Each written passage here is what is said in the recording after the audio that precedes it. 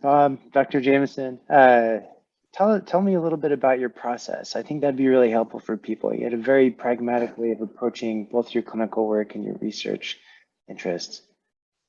Yeah, thanks for the invitation, and thanks to see some familiar faces. So good to join this this group and panel. So I'm not a young guy anymore, and I've been doing this a long time.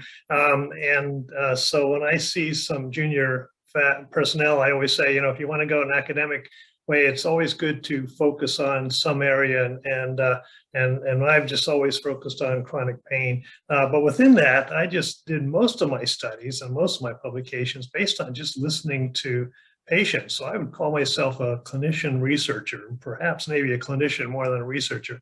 So basically all the studies I did stem from listening to people who tell me that a lot of things affect their pain and then just investigating it. So I've done studies on weight gain and smoking and sleep disturbances and weather factors. I was involved in the opioid, issues, so I understand what Laura's talking about, and then what also Danielle is sharing, and some of the others, Rebecca. That basically we had to understand who is at risk for medication misuse and how do we assess that. So I guess I would say most of my career was just based on listening to people that had this condition, and then coming up with questions, and then just investigating kind of those questions. Anyway, so this is about technology and in practice, and some of you remember ancient history. Bob Kerns, I see David Ahern there.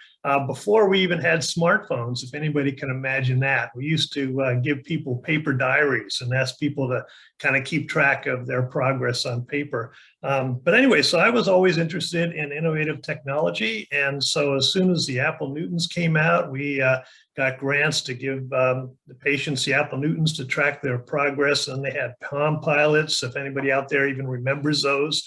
But basically, I was mostly interested in what happens to people between visits, and then how do you engage them, and how do you get them involved? And just to sidetrack, I think this has gotten a lot of attention recently, the whole idea of patient engagement. And this has mostly to do with whatever you're focusing on, mental health or medical problems. We're living longer. There's a lot of chronic illnesses out there and chronic conditions, and that includes mental health. And we don't fix many people. And we know that if people get engaged in their treatment, they just do better. So what can we do to get people engaged in helping themselves? Because we know that that improves function and quality of life and reduces healthcare utilization. Anyway, so 10 years ago, I got a NIH grant to put an app together.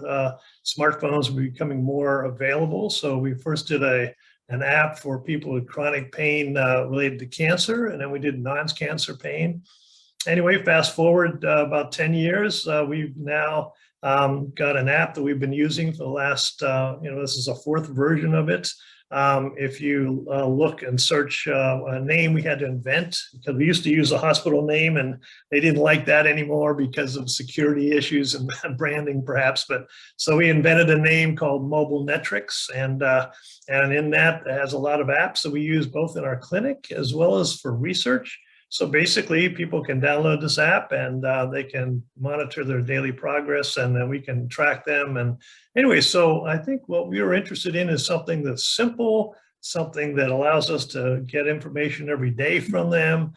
They can do some things that would make them want to keep using it, because we know the life of an app is about 2 days, and then people just don't use it anymore. So how do you get people engaged? How do you get them to keep monitoring what's going on? So anyway, so we've had a lot of fun with this, and it's been really good in terms of getting data, et cetera. So happy to kind of share more information about that. But anyway, so basically that's kind of the sum. I was able to develop some technology that's clinically relevant and also helps the research. And it sounds like, maybe to Bob Kerns' point at the beginning, you were kind of a one-man band, your own think tank, right? So you were doing your own market research, so to speak, while you were in the clinic, and understanding kind of those pressure points, speaking with patients, trying to understand their perspective. And that's why you're able to build out such a useful research portfolio for yourself.